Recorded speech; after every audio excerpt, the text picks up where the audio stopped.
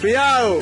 Debemos de tener, debemos de aplicar fundamentos básicos y sencillos que no van como una situación de riesgo que pasa.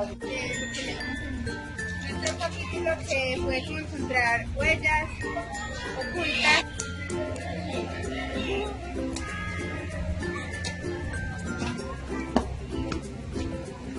Ya determinada para saber dónde está cada huella y así encontrarla más fácil.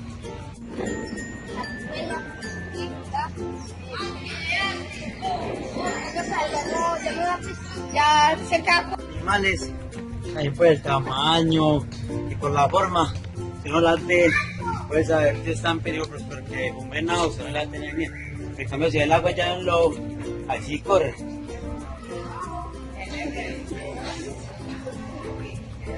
Pues, donde esté más angosto, significa la dirección en la que va la bicicleta. Perfecto. No, pero Venga, cuatro, ah.